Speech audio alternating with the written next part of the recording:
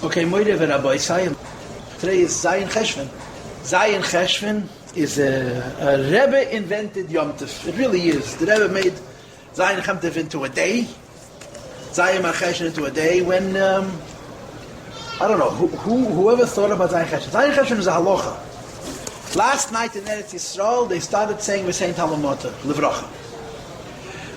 They really should have started saying V'sein Talamota, Livracha right after Simchas Teda, because they need rain. They need rain. Physically, they need rain. But they don't do it because they're waiting for Ha'achrin Sheb Yisrael, for the last of the Jewish people to get home. And the Rebbe mentioned in the video that they showed last Motzei Shabbos that it says in Shulchan Aruch, it says in Halacha, that Acharei HaRegel, you write a shtar, a business, a document, a sale, a purchase, and you didn't write a date. Instead of writing a date, you wrote after Yom Tov, Acharei HaRegel. So the halacha is after Acharei HaRegel is Zayin Cheshvan. So until Zayin Cheshvan is Regel. So they never learned two lessons. Lesson number one is until Zayin Cheshvan is till Sukkot. Lesson number two, the rest of the winter is called Acharei HaRegel. After Zayin Cheshvan already comes, and you start saying V'sein Talamot Livracha because the last Yid came home and you went away from the Beis Mikdash completely. And the Lashon Harav, Pak Fananda de Pek, you're unpacking all the words that you acquired. The whole winter is Acharei HaRegel. That was the way the Rebbe spun it. Until now is not Acharei HaRegel. It's Regel, it's Yom Tov. And then you get the Zayin Cheshvan, so they say, you know what, now is Acharei HaRegel. Sweet, very, very sweet. So the bottom line is, the Rebbe fed Fabrengen many years, in the later years, Fabrengen Zayin Cheshvan. And Bam Rebbe given Yom Tov bis Heinz. By the Rebbe, the mood of Yom Tov, literally, you could see the Simcha mood. Simcha by the Rebbe was an inyan pnimi with the Hisgalos. It was inside and you saw it outside. You saw when it came out that it came from inside. And Simchas Teres, Sukkos, the Simcha of Simchas, of Asmachta B'chagecha, Azman Simchasenu, you saw by the Rebbe in these years, once the Rebbe started talking about this, until Zayin Cheshvan. Of course, the halacha is that we don't ask for rain on Zayin Cheshvan. We ask for rain in the beginning of December, 60 days after the beginning of the Tkuf. One of the interesting halachic issues that arises is when you're asking for something, you need to ask for it in the time that you need it. So for example, if you live in Australia, you don't need rain in the winter. You don't need rain now. You need rain in the opposite of December, but the opposite of what we're holding now. The end of October. The opposite of October is a Chveisvas. April. I don't know the Cheshbonis. In other words, now is by them summer, not winter. They need rain in a very, very different season. And there's a whole question when they should say V'sein Talamota. Should they say V'sein Talamota based on Eretz Yisrael, or based on the Yidden or close to Eretz Yisrael, or should they be saying Talamota when they need rain? I'm not exactly sure why, but from my experiences, the people, the Lubavitchers, want very much that they should say V'sein Talamota over there. At the same time we say V'sein Talamota over here. I don't understand the halachic dynamics. They should ask, when they have their winter, they should ask for rain. When they have their summer, they should say the same bracha. But the halachas are very complicated, and it seems like there's an attitude that you want to be the same as Eretz Yisrael. What about the fact that you need rain? So it says you should ask it in Shema Kileinu. I'm just mentioning this because it adds another whole dimension to the issue, which is that on the one hand, we're talking about something that a person physically needs, materially needs. He's asking the Eibishter. But hidden behind that physical need is the need to be like Eretz Yisrael. To be like Eretz Yisrael. Okay, this is the end of my introduction. Now, Rabbi said we are learning Tanya be'ezer Hashem Yisborach v'Yisala. Sunday we try b'linedet to learn Tanya, and I almost never. Tanya is one of the few things that I don't circumvent. In other words, even if I have bills to pay, I try. Tanya I like to keep. Tanya's Ayesod. Tanya's Aleph base. Tanya is the Teresh Shebechsav of Teresh HaChasidus and so forth. So what are we learning? We're holding Perek Dalet, chapter 14, and we're near the end of the Perek, and we're answering a question. But what's interesting about it is, it's a question that the Alter Rebbe never really asked. As I explained to you so many times, on the first page of the Tanya, the Alter Rebbe asks many, many questions. And the nature of the questions that he asks is that from Nigle, from Gemara, from Shas. Even though the Tanya is a sefer of Musar that's based on Seder Sateh, it's based on Kabbalah, and precisely, specifically, the Tanya seems to be based on a Raya Mehemne and Pashas Mishpatim. There's a Zohar and Pashas Mishpatim called Raya Mehemne, which the Alter Rebbe quotes on the first page, and on the second page in the Haggadah he brings it again. The Tanya seems to be based on this Raya Mehemne, but the Alter Rebbe doesn't start with the Zohar. He starts with a bunch of Gemaras. And then he brought the Zohar. And then he forgot about the Gemaras. And he started to explain what Tzaddik Beinani Rasha is, what we call in Shem HaToya, rather than in Shem HaMushal. The precise definition of Tzaddik Beinani Rasha, rather than the borrowed use of Tzaddik Beinani Rasha, based on what's written in this Zohar and then in the Shara Kedusha L'Arachaven, in Sifrei Kabbalah that follow it. And all the way in Perek Yud Gimel, chapter 13, the Alter Rebbe says, what about all the Gemaras? And in Perek Yud Gimel and Yud Dalet, for the most part, the Alter Rebbe went back to address the different kashas and the Gemara that he asked in the very first Perek, and that's what we've been learning for the past many months. I mean, before COVID, we were already learning Perek Yud Gimel about Zeva, Zeh, Shoiftan, Haich Ta, Rabba, Ba'atzmi, Leimishu, Beinani. How could Rabba make a mistake and say that he's a Beinani, we know that he was a big tzaddik? And the Alter Rebbe explains that.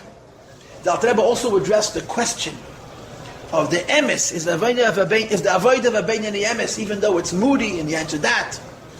And then we started our Perek Yud Dalet. Perek Yud Dalet started off talking about Midas HaBeinani, and very quickly the Alter Rebbe introduced us to a new form, a new language, a new way of saying an old theme. And we here in these classes, when I say we here in these classes, it means me, because I'm the teacher, never. So this has become my way of looking at the Perek. This is how we've been learning it these months. Is that the Alter Rebbe introduces us to two terms. The first term is Davar HaMosar L'Leiv, and the other term is Davar She'enei Masar L'Leiv. Davar HaMosar L'Leiv means anything that's to do with the heart. And Davar She'enei Masar L'Leiv means anything which doesn't have to do with the heart. And he makes the argument that Davar She'enei Masar L'Leiv, things that have nothing to do with the heart, all Yidden are the same. Exactly the same. And he says, Midas HaBeinani and Midas Kol Adam Acharei Kol Adam Yimshech. That in addition to the Madregas HaBeinani, which is a very high level, there's Midas HaBeinani, an Einfach Yid who's not thinking too much, who's not planning too much, who's not meditating too much, he's living in the moment. Alter Rebbe says, you could be a Beinani right now. That's all. A person has the freedom to be a Balabayas over his thought, speech, and action, both in terms of what he should think, speak, and say, as well as in terms of what he should not think, speak and say, and it's not Davar HaMosar L'Leiv. Everybody's the same. On the other hand, Alter Rebbe made what seems like an extreme argument, I think, that if you want to talk about Davar HaMosar L'Leiv, nobody's good enough unless you have Ram Yitzchak and Yankel. Because Davar HaMosar L'Leiv has so many madregas. And only the office was zecher to the madrega of Ava B'Tanugim. In other words, so if you're going to complain, how come I'm a Beinani and not a tzaddik, the Alter Rebbe says, listen, when it comes to Davar She'enei Masar L'Leiv, you're the same as everybody else. And when it comes to Davar HaMosar L'Leiv, what do you think? And the tzaddikim are perfect? There's growth for them as well. This seems to be the Alter Rebbe is making the case. After he does this, he brings also a Gemara from the very first lines of the Tanya. But the Alter Rebbe didn't really ask the question. The Rebbe is answering a question which he never really asked. And the question was, it says in the Gemara, right? Every person is made to swear a double oath. Be righteous and don't be evil. So the unspoken question is, isn't being righteous the same thing as not being evil? And isn't not being evil the same thing as being righteous? Why does it have to be said twice? Tehi tzaddik v'yal tehi rosh. And of course the answer is Tehi tzaddik means Davar HaMosar L'Leiv, things that do with the heart. And Al Tehi Rosh means Dvarim She'enam Mesurim L'Leiv, things that do with the heart. So there are some Yidden, people have a shaykhis to the madrega of tzaddik, and so on, that have a shaykhis to Davar HaMosar L'Leiv, that have some connectedness to the level of Davar HaMosar L'Leiv, they have to swear Tehi tzaddik. Those of us who don't have a shaykhis to Davar HaMosar L'Leiv, we have to swear Al Tehi Rosh. The problem is everybody makes both. The Yidden of Shaykhs to Tzaddik have to say Ti Tzaddik V'al Ti Rasha. And the Yidden that don't have a Shaykhs to Tzaddik, they also say Ti Tzaddik V'al Ti Rasha. Okay? And so last week we learned the beginning of this. Alter Rebbe said, why did it say a double Lasha Ti Tzaddik V'al Ti Rasha? So I guess the first part of the answer is Ti Tzaddik is to the Dover HaMosel Leivnikis. This is how I taught it, last week. And the Al Ti Rasha is the Dover She'eini Mosel Leivnikis. Two types of people. But now you're left with a kasha.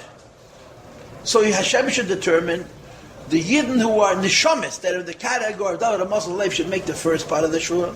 And the Nishamis that are not in the category of Mosel Leiv should make the second part of the Shur. Why is everybody making both? And this is where we're holding. And we're beginning to read inside. It's Daf Chof Omid Aleph, which is page 19.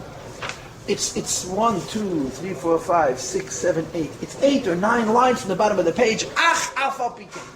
You have the place. Ach af al pikei. The idea of the Tzaddik is connected to people who have a shaykhus to emotions. And Al Ti Rasha, the shaykhus to people who don't have a shaykhus to emotions. Nevertheless, there's a reason why even the Beinani makes both shuas. Why the Tzaddik makes both shuas is a different kasha. And Mistama in the Sefer Shel Tzaddikim, the Alter Rebbe answers that kasha, but we don't have the Sefer Shel Tzaddikim. It burnt as the Heilig Shpala Zaydas Neshama was able to B'sar HaShamayim like you do with the Sipur. So we're learning this. Afa Pekei, nevertheless. Tzorich Lekvei Alay'itim. It's incumbent upon each person and each one of us to fix a time, Gam Kein also, Lo Shis Eitzeis Benafshe, to plant eitz, a counsel, in one's neshama, Lihiyes Meyes Bera, to be disgusted by evil, at least a little bit. Kigoyin, for example, Ba'atzas Chachameinu L'Zechreinam Levrach, as our Chachamim teach us. Isha Chamas Malay Yetzeh V'chulu, when you have a taiveh, you have to envision that this taiva is like a chamas malay, a barrel full of waste. Ukahai gavda. V'chein, as well as kol minei mat'amim umadanim. When you think about things that you eat that taste good and feel good, nasa kach chamas malay v'chulu. It's eventually going to become a barrel full of waste. V'chein kol tanugi elamazeh. All other pleasures of this world, hachochom reyes hanela. If you're smart, you look at it, you see not only what it is, you see what it's going to become. Sheseifan lirke, they're going to rot, to become worms and waste. And therefore you shouldn't be involved in those things. So the Alter Rebbe says, even the Beinani has an avodah of being disgusted by Ra using metaphor. You're not going to say about a Poshet a Yid that he hates an Aveda. But if a Yid can see what the end of an Aveda is, that he can hate because that's very down to earth. And he continues, at the same time, on the other hand, by the Shem, the simple Yid can also delight and rejoice in God, his bonanus, by contemplating the greatness of HaKadosh Baruch Hu, according to his limited ability. And here the Alter Rebbe doesn't give a mashal, to imagine how the Eibishter is good, whatever the reasons would be. But the point is, even a simple Jew who's not really on the level of Davar HaMosel Alev, is not connected to having an emotional relationship with Hashem, hating evil and loving good, should try to have emotional feelings for HaKadosh Baruch Hu. Now this we already learned last week. I learned this last week. I forgot. I started a little bit too slow, but it doesn't matter. Okay? Now, what's the point? The point is, I'm a Beinani. I'm a simple Jew. And a Beinani's definition is Davar She'eini Mosel Alev. What the Eibishter expects of the Beinani is what we call in our culture Machshava Dibur HaMaisa. Or like the Pasuk says, Karev Elecha Davar Me'ed Beficha Ubevavcha La'aseh. Hashem gives us the koyach. We can't serve Hashem on the levels of Nefleis and Rechekin, Bashamayim, Eliyam, all different levels of spiritual and emotional involvements with HaKadosh Baruch Hu. But we could do mitzvahs maisiyas. Nevertheless, we have an obligation occasionally to try and feel. And when we're trying to feel, we're really doing avodas tzaddikim. That's such Ti Tzaddik. You say to a simple Jew, you're a Beinani, you're a avodas al Ti Rosh. That's your job. Your job is al Ti Rosh. But every once in a while, stop what you're doing and do Tehi Tzaddik. Not that you're doing Tehi Tzaddik so you should be a Tzaddik. Do a little bit of the Avodah of Tzaddikim. And I'll repeat myself again. The Avodah of Beinani is Davar She'eni Masal Alev. The world of the Beinani is not about emotions. It has to do with the heart. It's simply about action. The world of Tzaddikim is about Davar Masal Alev. So you say to the Beinani, once in a while, try to do the Avodah of Davar Masal Alev, even though it's not your level. And he says, even though the person knows, he's not going to truly reach the madrega of being a tzaddik. He's not going to truly reach the madrega of like, oh, Yahweh Hashem sinura, to love the Eibishter and to hate evil, or sinura, Yahweh Hashem, to hate evil and therefore to love the Eibishter. Why not?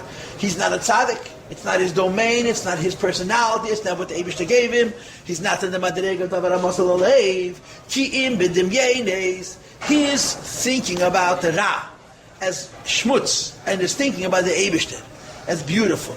To arouse himself emotionally is a demon, it's a fantasy. What's made it a fantasy? It's not going to last, and it's not going to sustain. Tzaddikim am avas Hashem and yiras Hashem. Tzaddikim am avas Hashem and yiras Hashem. What is the taich avas Hashem yiras Hashem? Their regular, every minute of their lives, reality is filled with feelings for HaKadosh Baruch Hu. It's filled with feelings of fear from what's the opposite of the will of HaKadosh Baruch Hu. Such a person is safe, he's protected, right? His whole life is avas Hashem yiras Hashem. When I was a child, I went to Cheder, and my Malamdim taught us Tanya. So one of the Mishalim that my Malamdim taught us is the mashal of the rich man and the poor man. I've told this to you so many times. What's the mashal of the rich man and the poor man? The rich man has a huge shed full of wood. The wood was cut down in the summertime.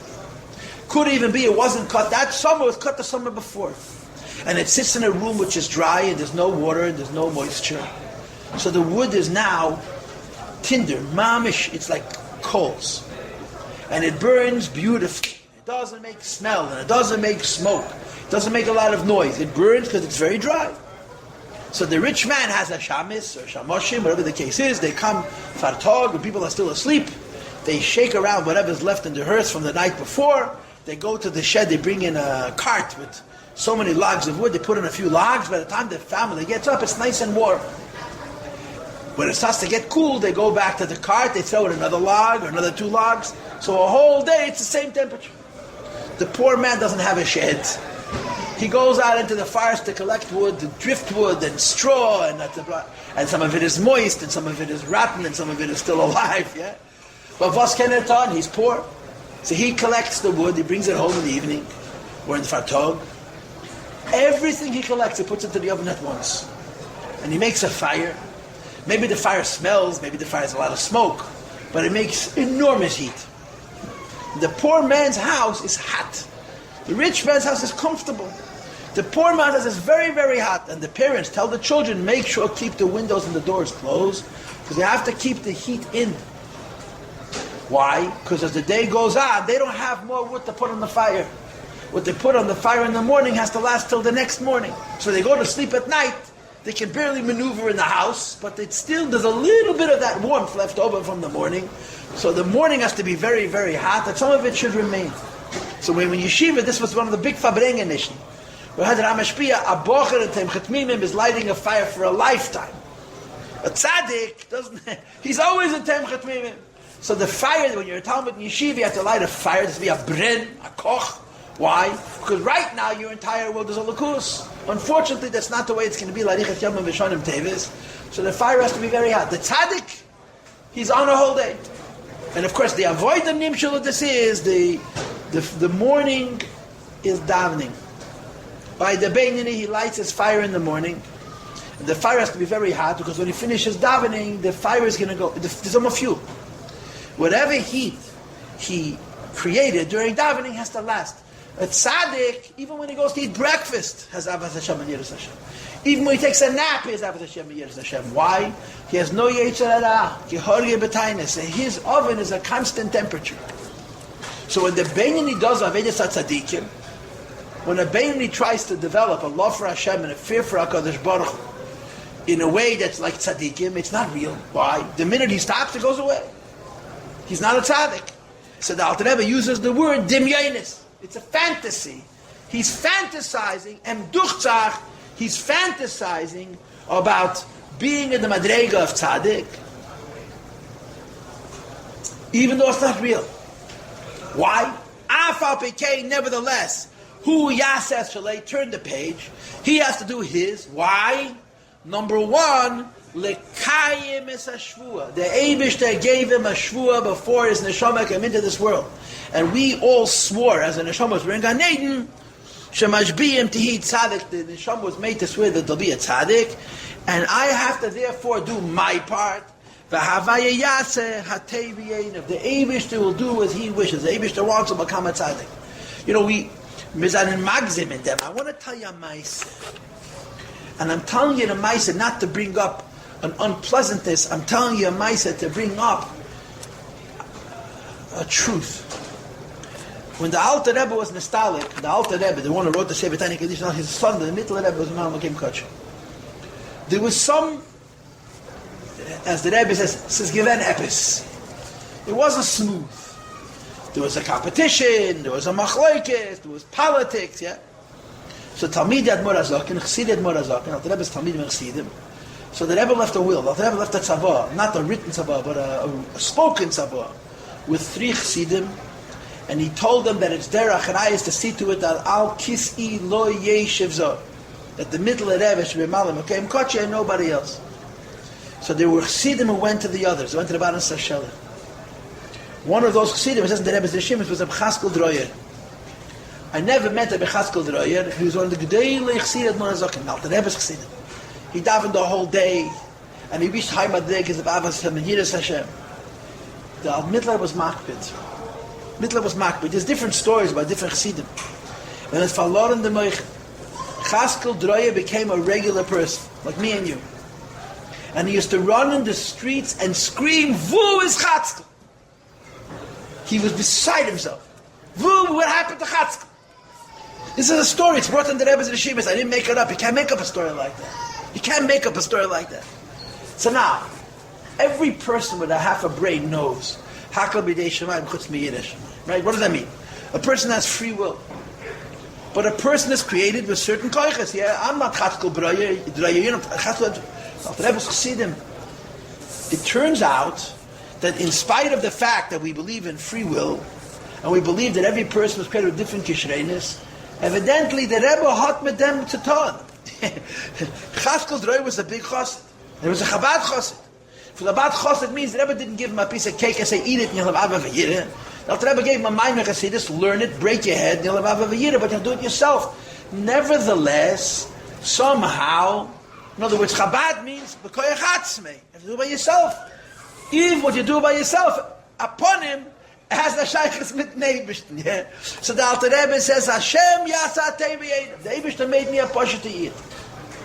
And my station, therefore, my Avedas Hashem, is al Tehirasha, not Tehi Tzaddik. My Avedas Hashem is Dover She'eni Masal Alev. My expectation, my baseline, my life is lived on a madrege of serving Hashem in a way that's not connected to the heart, it's connected to the arms and legs and the mouth. But it's after all up to the Meibish.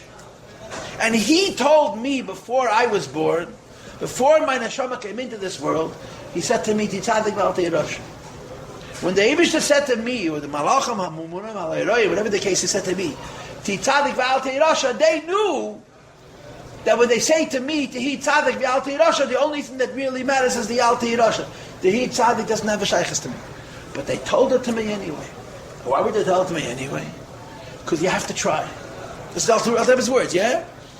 Look at the last line of the previous page. Afal pikein, nevertheless, hu yases shalei. A person has the obligation to do his best, and have ton zayins, lekayim es hashvua shebishpiyim ti tzadik.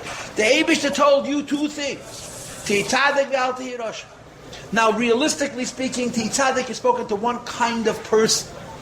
And al tehirasha is spoken to a different kind of person. Nevertheless, all people are made to swear both the shenis of the shua, both Tehi Tzadik as well as Tehi Rosh. Eibishter makes us do both halves. The Tehi Tzadik half and the Al Tehi Rosh half. So the Rebbe says, the Eibishter told you Tehi Tzadik, try. What about the fact that it's not real? That's not my concern. I was told I have proof, I have to try. And he adds, Hashem Yasa Teivenu. The Eibishter can do whatever he wants. So this is how I'm reading these words. When the Eibishter creates a tzaddik, and I'm thinking about the Rabbeim, Rabbi Seinin is the Ein. Choser of the Alter Rebbe, who because of a kped of the middle Rebbe can't daven and learn. What does that tell you? It tells you that the biggest chassidim, who did the highest madrega of avodah b'keach atzmei, is also milmaylo. So if the Eibishter wants I should become a tzaddik, I'll become a tzaddik. It's his business. So I have to do my job, and the Eibishter will do whatever he thinks.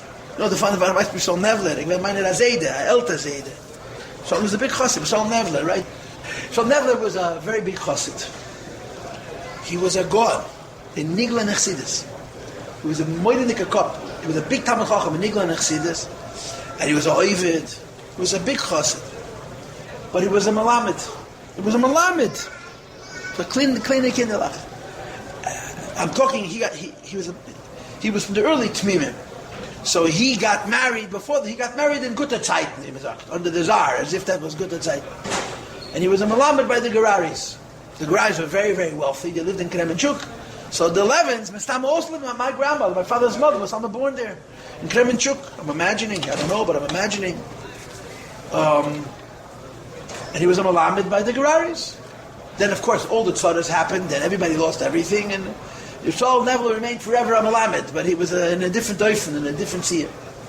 So during the years that things were still, quote, normal, and he was a Malamed by the Geraris were very rich. They were exceedingly wealthy. They were, by today's standard, you would call them billionaires, not millionaires. They were very, very rich. How did they make a living? They had lumber, they had tracts of forest that they were theirs. In Holtz, they made a lot of money. But they also had a cigarette business. Their big panosa was cigarettes. Shmedel, or Shom Geradi, and Yisrael had a cigarette business. Today, having a cigarette business makes you into a bad person. But I'm not looking at they were very rich. But they were very big chassidim. It says they were so frum. There was no... the geld gave them chutzpah. And maybe the chutzpah gave them geld, the geld gave them chutzpah. That's amazing. But in terms of chassidus and Yerushalayim, they were the chatchila dekayid. There was no such thing that because they're rich, so there's a different standard. They had mishagassen. You had to marry Rebbe mishpaches or other Yiddish mishpaches. But in terms of Yiddishkeit, they were medakte b'koy. And Abzalman Gerari was a gewaldig Yerei Shamayim. Rabbi was a rich man. He gave the Rebbe so much money. He was so frum. He was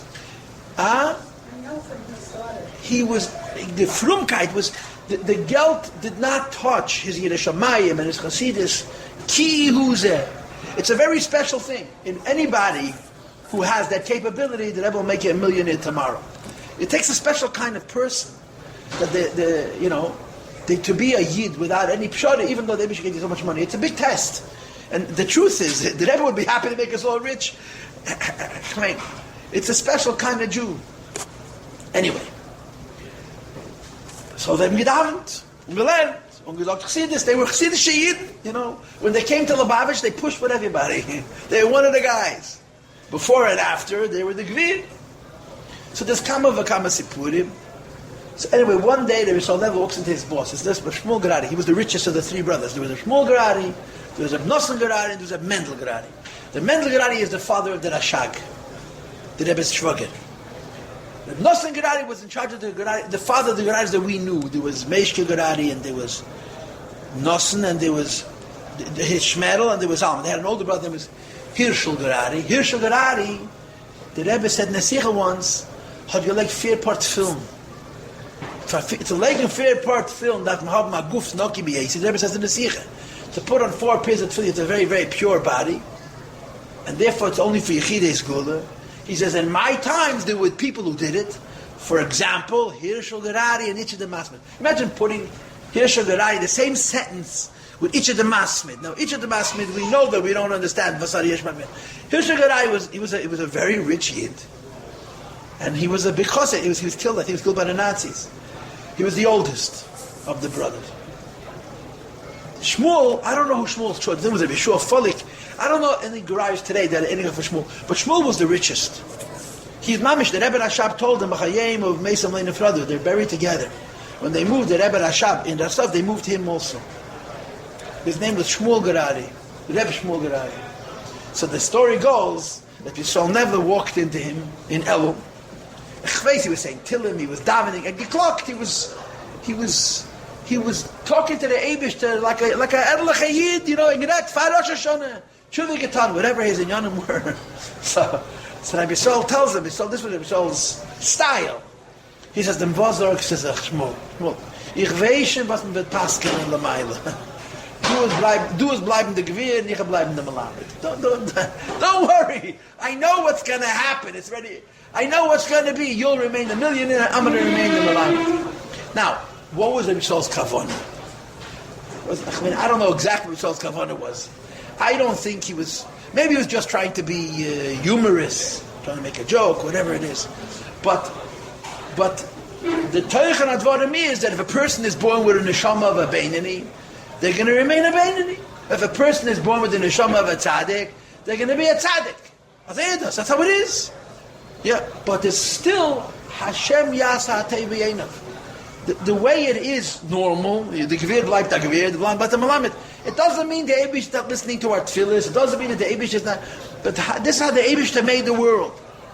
So the Eibush gives a Yid a neshama, which is on a lower level, which is not connected to Dover Masr Aleif. Mistame, that's how it's going to stay. That what? That when he's going to do the avoid of being a tzaddik, he's going to spend time thinking about the Eibush and thinking about Avedis as being Chamas Malaya Tzeyas, being not beautiful, being disgusting. Yeah. Nevertheless, it's going to remain a dimyan. It's not going to change him. He's going to remain a Beinani. He's going to remain a simple person. So first of all, L'kayim es hashvua. They made him swear to Tzadi Balti Rosh. He has to try. Second of all, Hashem Yasat Eivenim. You never know. It's up to the Eibishter. If the Eibishter wants, a Poshet, you can become a Talit tomorrow. If the Eibishter wants, what are the chances of him wanting? That's a different question. But if the Eibishter wants, so you'll be in the Madreg of Tzad. And then he adds one more thing. V'eid. Void. So the first point is, you're doing the avoid of the heat tzaddik, even though it's not emes lamite, because it says in the Gemara that they make you swear to tzaddik val dirosh. But there's another point. What's the second point? We have a klal. Shahahergel al kol davar shilton. When a person develops a habit in any area, it takes them over, it dominates them. How much does it dominate them? V'nasa teva sheni becomes second nature. People live lives, and over the course of our life we do all kinds of things. One of the things that we do during the course of our lives is we develop certain habits. Some of those habits, unfortunately, are not so good, and some of those habits are good. Sometimes I want you to know that if you develop a hergel, you should know two things about a hergel. Number one, shilton. It comes to control you. And number two, it becomes teva shein, it becomes second nature. Of course, the implication is, it's not teva rishon. It's never going to be the nature with which the Eibishter created you. But teva shein, second nature, it will be. You should know that there's a hemshech from the Rebbe Rashab, which is called Samach to Samach Tov Reish Nun Zayin. With the Rebbe Rashab, this is my mom that the Rebbe said by the Friedrich Rebbe's Chasana. By the Rebbe's Shver's Chasana. And the Maimon talk about Simcha. Obviously, Samach to Samach, Rei Mahuv, we talk about Simcha. And the Rebbe Rashab discussed at great length the whole principle of Simcha Peiretz Geder. The joy can break all boundaries. And he gives Mishalom. That you have a person who's B'teva and Achsan, he's cruel. You have a person B'teva Akamtzin, he's cheap. Another kind of midas. When it comes to Simchas Mei Yechideh, when he's very, very happy, his nature is transformed. All of a sudden he's nice to people. All of a sudden he hugs and kisses people. All of a sudden he's generous. But there's kama madreges in this. There's different levels. One level is for the duration of the chasana he's changed. The minute the chasana is over, he's the same grouch he was before. Another madrege is that the simcha is so intense that the simcha changes in such a way that even when the chasana is finished, he's a new person. But in this itself, there's two madreges. One madrege is that it becomes second nature. And the second madrege is the Rebbe Rashab indicates, I haven't seen the Samach in almost 30 years, but that's how I remember it. that it becomes teverishin. The Rebbe Rashab suggests that if the simcha is deep enough, not only will the simcha change the person in such a way that it's going to stay after the simcha. In a way of teva sheni, it becomes teverishin. It becomes as if you were born this way. Here the Rebbe doesn't want to say that. Here the Rebbe says, nasa teva sheni. He says, first of all, hergel, bedava, nasa shilt. Number one, if you get used to doing something, it becomes a controller of you. And second of all, it becomes teva sheni. But the point is, you're a beinani with a simple neshama. You're doing the avodah of Tehit Tzaddik, along with the avodah of Al Tehit Rasha, because the shvuah was double. They made you swear two things. So you're doing both of those things. By default, you're doing both of those things. So the Alter Rebbe, first of all, that's your job. Second of all, Havai Yasa Tevein, if the Eibishter wants to make you a tzaddik. And third of all, if you do this consistently enough, you'll become like a tzaddik. You'll be a tzaddik in a madrega of what's called teva shein. Teva rishin, you're a beinani. Teva rishin, you have a yetzer hara. But if you get yourself accustomed over and over again to engage the avoid of avas Hashem, to engage in the avoid of sinura, of hating evil, it's possible that even though by you it's not real, it should become second nature, like as if it's real. The Alter Rebbe is saying there's something which is less than a tzaddik, which is like a tzaddik, which is the person whose habit is to engage in such things which make him love the Eibishter and hate it out. Let's read it inside. When a person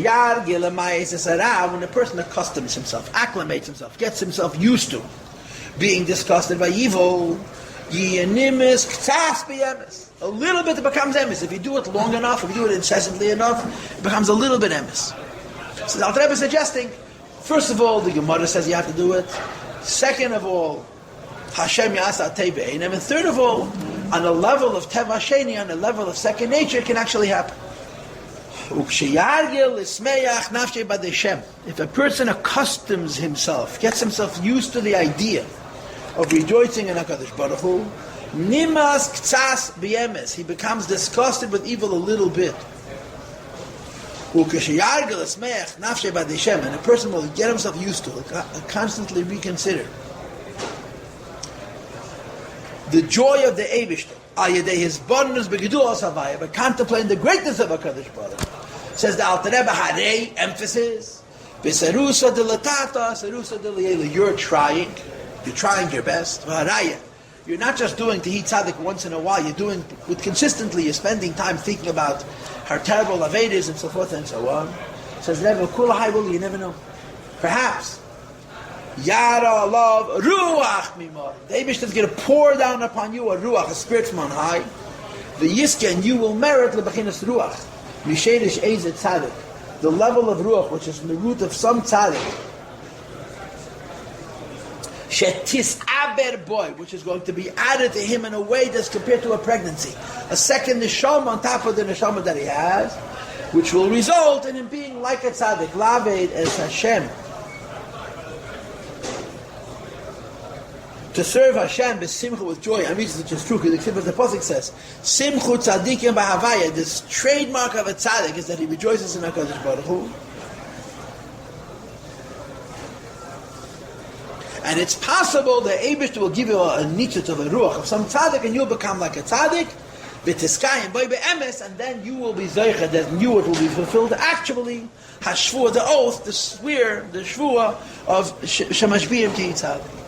So let me explain this to you technically first, okay? I'm not a big makubal, believe me, I'm not a makubal at all.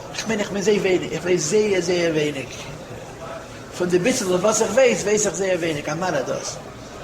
But we learned this in the Minor Lashon. You say when you go to the oil, that there's three levels of the Neshama, Nefesh, Ruach, Neshama. Now the way it's explained in Tanya is the same as the way it's explained in Zohar. And it's different the way it's explained in the Maimorim. And I don't have time to be Maidech in it. But the Nukud is every Yid has the Madrega of Nefesh. But not Ruach and not Neshama. Tzaddikim are Zeichet the Madrega of Ruach. And tzaddikim magdel, very big tzaddikim madrega also the madrega of neshama.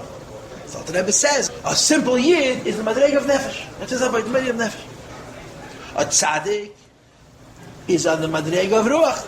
A big tzaddik magdelim perhaps, is the madrega of neshama. So the Alter Rebbe says, if you have access only to your nefesh, and you don't have access to your ruach, you cannot become a tzaddik. It doesn't mathematically work out.